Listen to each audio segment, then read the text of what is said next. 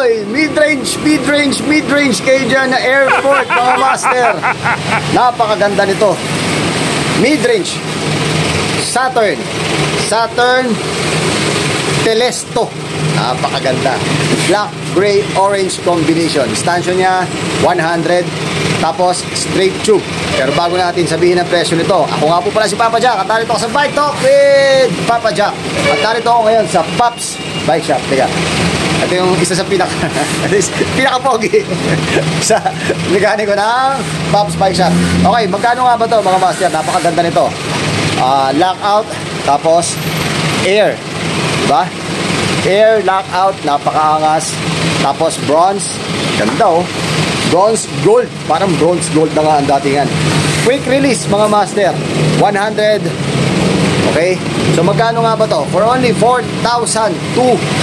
Kung may discount, hindi ko po alam.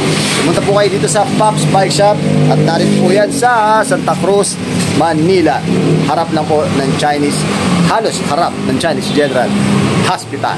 Alright, maraming salamat. Kung gusto mo ito, PM ka lang sa page nila at saka sa TikTok nila, ha? Salamat mga master.